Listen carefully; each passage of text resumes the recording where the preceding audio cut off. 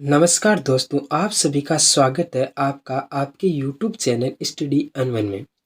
दोस्तों, आज हम वार्षिक परीक्षा 2024 क्लास 8th विषय विज्ञान का चैप्टर फर्स्ट है फसल उत्पादन एवं प्रबंध में जितने भी इम्पोर्टेंट क्वेश्चन बनते हैं उन पर चर्चा करेंगे।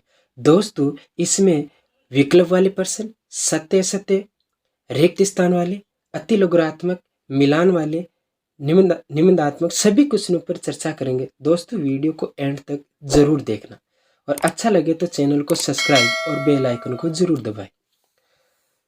दोस्तों, पहला प्रश्न है, मिट्टी में पोषक स्तर को बनाए रखने के लिए मिलाया जाता है। मिट्टी में पोषक स्तर को बनाए रखने के लिए मिलाया जाता है बीज, खाद, कीटनाशी, जल। तो दोस्तों, इसका आंसर होगा खाद। खाद मिलाने से मिट्टी में पोषक स्तर को बढ़ाया जा सकता है। नेक्स्ट प्रश्न है दोस्तों, फलीदार पौधों की फसल से भूमि में जिस तत्व की मात्रा बढ़ जाती है वह है। फलीदार पौधों की फसल से भूमि में जिस तत्व की मात्रा बढ़ जाती है वो कौन सा तत्व है? Potash, nitrogen, phosphorus, ammonia. तो दोस्तों, इसका राइट आंसर होगा नाइट्रोजन। फलीदार पौधों से भूमि में नाइट्रोजन तत्व की मात्रा बढ़ जाती है। नेक्स्ट प्रश्न है दोस्तों, सिंचाई के लिए निम्न में से पारंपरिक तरीका नहीं है। कौन सा पारंपरिक तरीका नहीं है? ऑप्शन ए है चेन पंप, ऑप्शन बी है ढकेली, ऑप्शन सी है ड्रिप तंत्र, ऑप्शन द रहट। तो दोस्तों, पारंपरिक तरीका ये ड्रिप तंत्र नहीं है। अगला प्रश्न है दोस्तों, हार्वेस्टर यंत्र का उपयोग किया जाता है। हार्वेस्टर यंत्र का उपयोग किया जाता है फसल कटाई में, ऑप्शन बी है फसल के दानों को भूसे से अलग करने में, ऑप्शन से खरपतवार हटाने में, ऑप्शन द बीज की बुआई में। तो दोस्तों, इसका राइट आंसर होगा खरपतवार हटाने में हार्वेस्टर यंत्र का उपयोग किया जाता है। नेक्स्ट प्रश्न है दोस्तों, विभिन्न अंतराल पर खेत में जल देना कहलाता है। विभिन्न अंतराल पर खेत में जल देना कहलाता है सिंचाई, थ्रेसिंग, निराई, विनोइंग। तो दोस्तों, इसका राइट आंसर होगा सिंचाई। नेक्स्ट प्रश्न है, रिक्त स्थान वाले प्रश्न है दोस्तों। दोस्तों, वीडियो अच्छा लगे तो चैनल को सब्सक्राइब और बेल आइकन को जरूर दबाएं। रिक्त स्थान की पूर्ति करें। फर्स्ट प्रश्न है, केंचुए तथा सूक्ष्म जीव मिट्टी को पलटकर पोला करते हैं तथा बनाते हैं। क्या बनाते हैं दोस्तों? ह्यूमस बनाते हैं। नेक्स्ट प्रश्न है, मिट्टी को उलटने पलटने एवं पोला करने की प्रक्रिया कहलाती है जुताई कहलाती है। दोस्तों, मिट्टी को उलटने पलटने एवं पोला करने की प्रक्रिया को जुताई कहते हैं। नेक्स्ट प्रश्न है दोस्तों, फसल को खनिज पदार्थ प्रदान करती है। दोस्तों, यहाँ पर फसल है, फसल को खनिज पदार्थ प्रदान करती है। कौन करती है? मिट्टी करती है दोस्तों। नेक्स्ट प्रश्न है, खरपतवार हटाने को कहते हैं। दोस्तों, खरपतवार हटाने को निराई कहते हैं। अगले क्वेश्चन है दोस्तों, सत्य असत्य। सत्य असत्य वाला क्वेश्चन है दोस्तों। फर्स्ट क्वेश्चन है दोस्तों, शीत ऋतु में उगाई जाने वाली फसलें खरीफ फसलें कहलाती है। सत्य या असत्य? शीत ऋतु में उगाई जाने वाली फसलें खरीफ फसलें कहलाती है। दोस्तों, असत्य है। नेक्स्ट प्रश्न है, अच्छी उपज के लिए बुआई से पहले मिट्टी को भुरभुरा करना आवश्यक है। दोस्तों, सत्य है। अच्छी उपज के लिए बुआई से पहले मिट्टी को भुरभुरा करना आवश्यक है। सत्य है। नेक्स्ट प्रश्न है, उर्वरक से मिट्टी का गठन सुधर जाता है। असत्य दोस्तों, उर्वरक से मिट्टी का गठन सुधर जाता है। असत्य दोस्तों। नेक्स्ट प्रश्न है, खरपतवार हटाने को कटाई कहते हैं। असत्य, खरपतवार हटाने को कटाई कहते हैं। असत्य दोस्तों। नेक्स्ट प्रश्न है, दाने को भूसे से अलग करना थ्रेसिंग कहलाता है। सत्य, दाने को भूसे से अलग करना थ्रेसिंग कहलाता है। सत्य। उर्वरक एक कार्बनिक लवण है। उर्वरक एक कार्बनिक लवण है। सत्य। दोस्तों अगला प्रश्न है मिलान। कॉलम ए का कॉलम बी से आपको मिलान करना है। तो दोस्तों इसमें दोस्तों एक ध्यान रखना है, इसमें अगर चारों ऑप्शन आपको नहीं आ रहे तो आपको पहले वो उसका मिलान करना है जो आपको आता है। जैसे आपको आता है रहट, रहट का आपको पता है सिंचाई है। रहट का क्या अर्थ होता है? सिंचाई। तो सिंचाई से इसका मिलान कर देना, और जो नहीं आता वो लास्ट में अपने आप सही हो जाएगा आपका। और सीड ड्रिल, आपको पता है सीड ड्रिल से बुआई होती है, और हार्वेस्टर से कटाई की जाती है, और कल्टीवेटर से जुताई की जाती है। तो दोस्तों ये मिलान हो गया। जो नहीं आता है वो लास्ट में करना, और जो आता है वो सबसे पहले करना है। कॉलम ए का कॉलम बी से मिलान करना है। तो दोस्तों इसमें सिंचाई, सिंचाई सिंचाई का होगा खेत में जल देना, खेत में जल देना। जुताई, मिट्टी को पौला करना। जुताई का अर्थ होता है मिट्टी को पौला करना। निराई का अर्थ होता है खरपतवार हटाना। खेत से फसल में जो भी खरपतवार होती है उसको हटाना निराई कहलाता है। और थ्रेसिंग कहलाता है बीजू को भूसे से अलग करना, बीजू को भूसे से अलग करना। नाइट्रोजन, दोस्तों नाइट्रोजन एक पोषक तत्व है, नाइट्रोजन एक पोषक तत्व है। यूरिया एक उर्वरक है। और 2,4-D आपको पता है दोस्तों खरपतवारनाशी के लिए काम में ली जाती है। और वर्मी कंपोस्ट एक खाद है। तो दोस्तों जो आपको पहले आता है उसको पहले करना है, और जो बाद में नहीं आता है उसको सबसे लास्ट में करना है। आगे चलते दोस्तों अति लघुतरात्मक प्रश्न। पहला प्रश्न है एनपीके से क्या आशय? एनपीके से क्या आशय? एनपीके एक मिश्रित उर्वरक है जिसमें नाइट्रोजन, फास्फोरस तथा पोटेशियम तीनों पोषक तत्व होते हैं। एनपीके, एन का अर्थ होता है नाइट्रोजन, पी का अर्थ होता है फास्फोरस, और के का अर्थ होता है पोटेशियम। नेक्स्ट प्रश्न है दोस्तों, मिट्टी में पोषकों की प्रतिपूर्ति की एक विधि का नाम लिखिए। फसल चक्रण, फसल चक्रण। दोस्तों वीडियो अच्छा लगे तो चैनल को सब्सक्राइब और बेल आइकन को जरूर दबाएं, और वीडियो को लाइक जरूर करना दोस्तों। फलीदार पौधों की जड़ों की ग्रंथियों में पाए जाने वाले बैक्टीरिया का नाम लिखिए दोस्तों। फलीदार जो पौधे होते हैं उनकी जड़ों में कौन सा बैक्टीरिया पाया जाता है? उसका नाम है rhizobium bacteria, rhizobium bacteria. Next प्रश्न है दोस्तों, सिंचाई में उपयोगी पारंपरिक विधियों के नाम लिखिए। पारंपरिक विधियों के नाम लिखिए। उसमें दोस्तों पहली है मोट घिरनी, दूसरी है चेन पंप, तीसरी है डखेली, और चौथी रहट उत्तोलक तंत्र। सिंचाई में उपयोगी पारंपरिक विधियों के नाम मोट, चेन पंप, डखेली, रहट।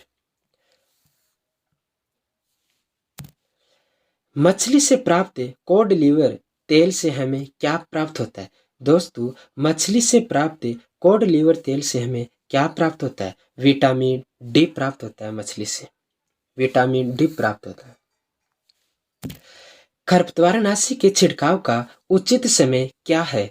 खरपतवारनाशी का छिड़काव के लिए उचित समय कौन सा है? खरपतवार पौधों में पुष्पन एवं बीज बनने के पहले ही खरपतवारनाशी का छिड़काव कर देना चाहिए।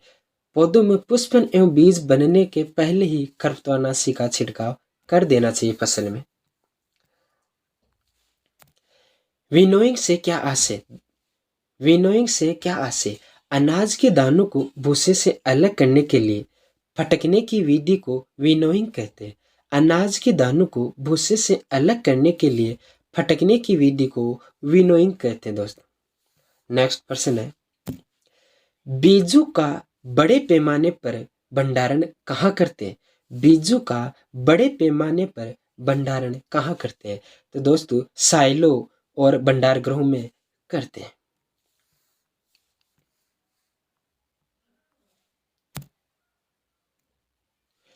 होली के त्योहार पर काटी जाने वाली दो फसलों के नाम लिखिए। होली के पर्व पर गेहूं व चने की फसल काटी जाती है। गेहूं और चने की फसल काटी जाती है दोस्तों होली के त्योहार पर। कटाई ऋतु के साथ आने वाले किन्हीं दो पर्वों के नाम लिखिए। कटाई ऋतु के साथ आने वाले किन्हीं दो पर्वों के नाम लिखिए। पहला है दीपावली और दूसरा है होली। लघुतरात्मक प्रश्न है दोस्तों आगे, जिसमें पहला प्रश्न है सिंचाई की दो पारंपरिक व आधुनिक विधियों के नाम लिखिए। दोस्तों वीडियो को एंड तक जरूर देखना, आपका पहला चैप्टर इसी वीडियो के अंदर कंप्लीट हो जाएगा। सिंचाई की दो पारंपरिक व आधुनिक विधियों के नाम लिखिए। सिंचाई की दो पारंपरिक विधियां, पहली है मोट, दूसरी है ढकेली। और सिंचाई की आधुनिक विधियां जो अभी हम काम में लेते हैं, छिड़काव तंत्र और ड्रिप तंत्र। ड्रिप का होता है बूंद बूंद और छिड़काव फव्वारा होता है ये। नेक्स्ट प्रश्न है फसलों को कितने वर्गों में बांटा गया है समझाइए। फसलों को कितने वर्गों में बांटा गया है समझाइए। दोस्तों आपको पता है फसलों को दो भागों में बांटा गया है, एक खरीफ फसल और एक रबी की फसल। खरीफ फसल, यह फसल वर्षा ऋतु में बोई जाती है। यह फसल वर्षा ऋतु में बोई जाती है जो सामान्यतः जून से सितंबर तक की अवधि होती है। इसमें धान, मक्का, सोयाबीन, मूंगफली, कपास आदि की फसलें आती है। 2 नंबर है रबी की फसल। यह फसल शीत ऋतु में तैयार होती है। गेहूं, चना, मटर, सरसों तथा अलसी आदि रबी की फसलों के उदाहरण हैं।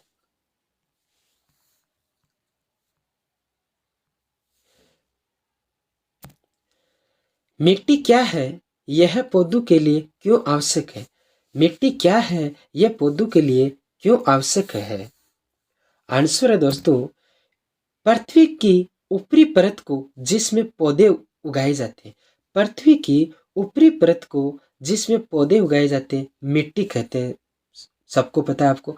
कृषि में मिट्टी के निम्नलिखित कार्य कौन कौन से कृषि में मिट्टी के कार्य होते हैं। उसमें पहला है मिट्टी पौधों की वृद्धि के लिए आवश्यक पोषक तत्व प्रदान करती है। दोस्तों पहला इसका कार्य है, मिट्टी है वो पौधों की वृद्धि के लिए आवश्यक पोषक तत्व प्रदान करती है। दूसरा पॉइंट है मिट्टी उगते हुए पौधों को जल प्रदान करती है। मिट्टी उगते हुए पौधों को जल प्रदान करती है। तीसरा पॉइंट है मिट्टी पौधों की जड़ों को वातन द्वारा ऑक्सीजन भी उपलब्ध कराती है। मिट्टी करवाती है ऑक्सीजन उपलब्ध। चौथा पॉइंट है मिट्टी पौधों की जड़ों को मजबूती से पकड़ कर रखती है जिनके सहारे फसलों के पौधे खड़े रहते हैं। तो आपका प्रश्न था कि मिट्टी क्या है यह पौधों के लिए क्यों आवश्यक है। मिट्टी क्या है यह पौधों के लिए क्यों आवश्यक है। नेक्स्ट प्रश्न है फसल के बीजों का चयन किस प्रकार किया जाता है। फसल के बीजों का चयन किस प्रकार किया जाता है। आंसर है बोने से पहले अच्छी गुणवत्ता वाले बीजों का चयन करना चाहिए। अच्छी गुणवत्ता वाले बीज अच्छी किस्म के साफ एवं स्वस्थ बीज होते हैं। अच्छे बीज से फसल की मात्रा में वृद्धि होती है तथा फसल गुणात्मक दृष्टि से भी अच्छी होती है।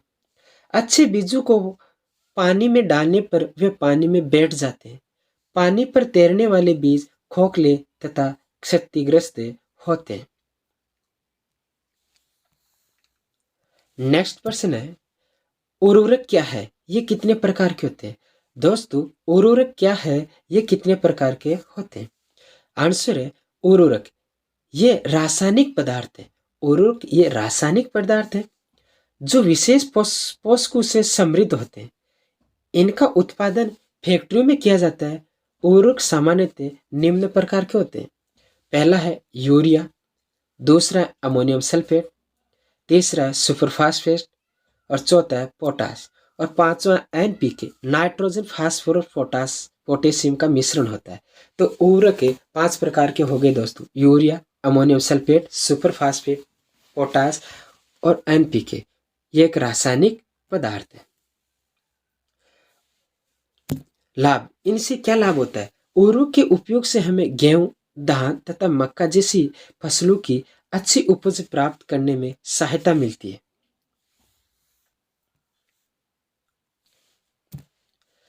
अधिक उर्वरक के उपयोग से क्या क्या हानि है?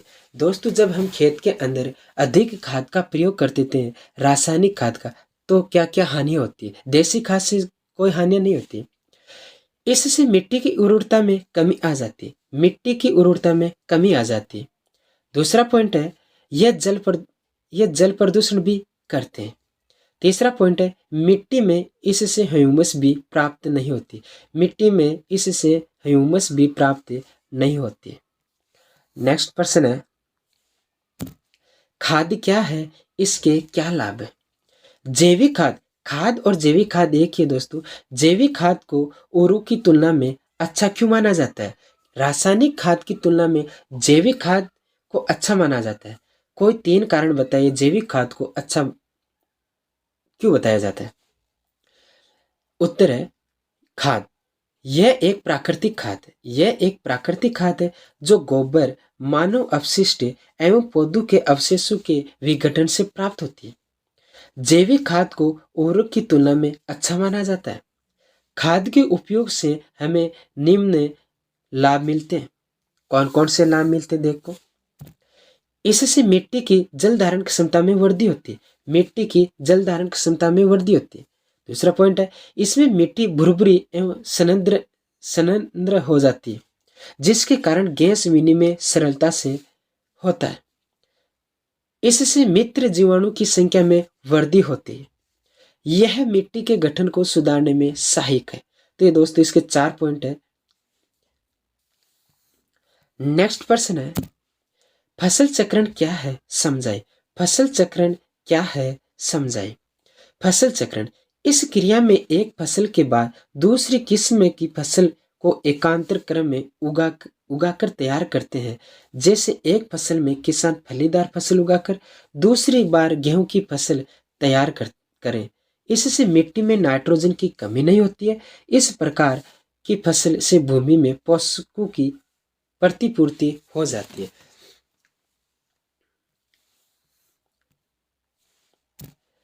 पौधों को जल क्यों आवश्यक है, समझाएं। पौधों को जल क्यों आवश्यक है, समझाएं। पौधों के लिए जल का महत्व है। पौधों के लिए जल का बहुत महत्व है। पौधों में लगभग 90% जल होता है। ये क्यों आवश्यक है? पहला पॉइंट है, पौधे के फूल, फल एवं बीज की वृद्धि एवं परिवर्धन में जल अति आवश्यक है। दूसरा पॉइंट है, जल पौधों को जड़ों द्वारा प्राप्त होता है। जल के साथ खनिजों एवं उर्वरकों का भी अवशोषण होता है। तीसरा पॉइंट है, बीजों का अंकुरण शुष्क अवस्था में असंभव है। जल के माध्यम से ही अंकुरण संभव है बीजों का भूमि के अंदर। चौथा पॉइंट है, पौधों में पोषकों का स्थानांतरण जल के द्वारा ही होता है दोस्तों। पांचवा पॉइंट, जल ही फसल की पाले एवं गर्म हवा से रक्षा करता है। अतः अच्छी फसल के लिए हमें नियमित रूप से सिंचाई करते रहना चाहिए।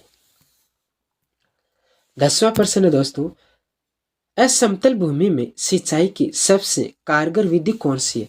असमतल भूमि होती है उसमें सिंचाई की सबसे कारगर विधि कौन सी है? इस विधि का वर्णन कीजिए। आंसर है, असमतल भूमि में सिंचाई की सबसे कारगर विधि छिड़काव तंत्र है। छिड़काव तंत्र, जहां उबड़ खाबड़ भूमि होती है उसमें छिड़काव के द्वारा ही सिंचाई करना चाहिए। इस विधि का उपयोग असमतल भूमि के लिए किया जाता है जहां पर जल कम मात्रा में उपलब्ध है। इस विधि में ऊर्ध्व पाइपों के ऊपरी सिरों पर घूमने वाले नोजल लगे होते हैं। ये पाइप निश्चित दूरी पर मुख्य पाइप से जुड़े होते हैं। जब पंप की सहायता से जल मुख्य पाइप में भेजा जाता है तो वह घूमते हुए नोजल से बाहर निकलता है। इसका छिड़काव पौधों पर इस प्रकार होता है जैसे वर्षा हो। 11वां प्रश्न दोस्तों, फसल की कटाई से क्या आशय? फसल की कटाई से क्या आशय? इसके लिए किन किन उपकरणों का उपयोग किया जाता है? फसल काटने के लिए किन किन उपकरणों का उपयोग किया जाता है? आंसर है, जब खेतों में खड़ी फसल पककर तैयार हो जाती है तो इसे काटना कटाई कहलाता है। काटना कटाई कहलाता है। कटाई की प्रक्रिया में या तो पौधों को खींचकर उखाड़ लेते हैं अथवा उसे धरातल के निकट से काट लेते हैं। फसलों की कटाई के लिए उपयोग किए जाने वाले उपकरणों के नाम है हंसिया, जिसका दूसरा नाम है दरांती, तथा हार्वेस्टर। हमारे देश में आज भी फसलों की कटाई अधिकतर हंसिया तथा दरांती द्वारा की जाती है। फसलों की कटाई के लिए हार्वेस्टर नामक फसल काटने के यंत्र का उपयोग भी धीरे धीरे बढ़ता जा रहा है। 12वां प्रश्न है दोस्तों, यदि लेग्यूमिनस पौधों की जड़ों की ग्रंथियों से राइजोबियम हटा दिया जाए तो क्या होगा? राइजोबियम जड़ों से हटा दिया जाए तो क्या होगा? आंसर है राइजोबियम बैक्टीरिया ग्रंथियों में वायुमंडलीय नाइट्रोजन का स्थिरीकरण करते हैं। वायुमंडलीय नाइट्रोजन का क्या करते हैं? स्थिरीकरण करते हैं। यदि इन्हें हटा दिया जाए तो लेग्यूमिनस पौधों में नाइट्रोजन पोषक तत्वों की कमी हो जाएगी। नाइट्रोजन पोषक तत्वों की कमी हो जाएगी और पौधों का विकास अवरुद्ध हो जाएगा, यानी रुक जाएगा। निम्नात्मक प्रश्न है दोस्तों।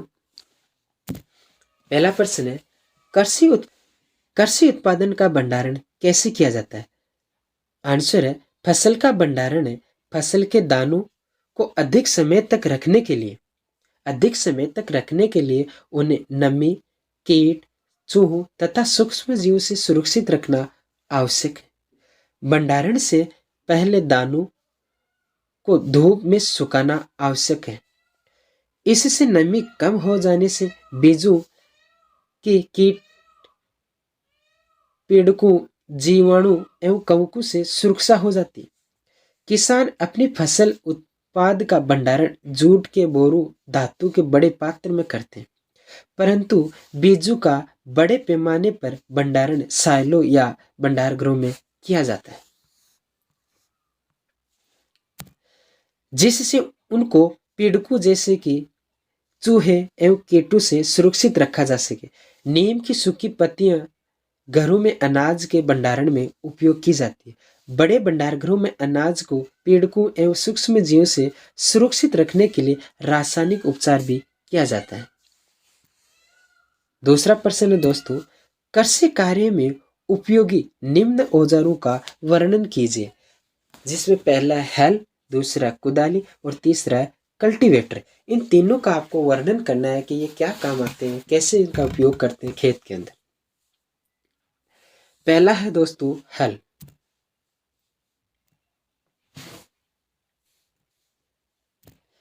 कृषि कार्य के लिए हल महत्वपूर्ण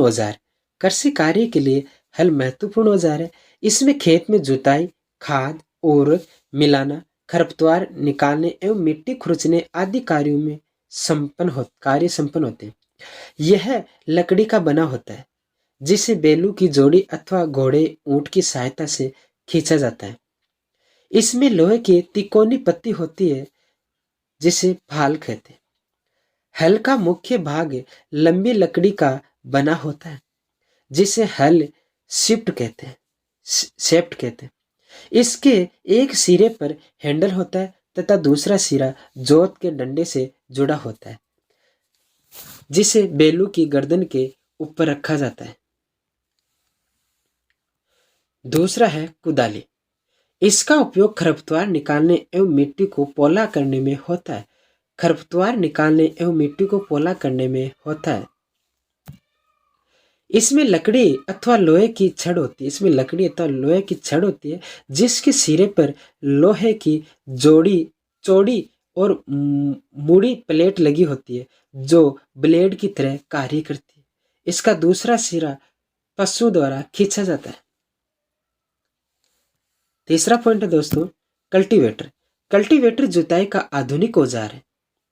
आजकल जुताई ट्रैक्टर द्वारा संचालित कल्टीवेटर द्वारा की जाती है। इससे समय एवं शक्ति दोनों की बचत होती है। दोस्तों, वीडियो अच्छा लगे तो चैनल को सब्सक्राइब एवं बेल आइकन को जरूर दबाएं। जय हिंद, जय भारत।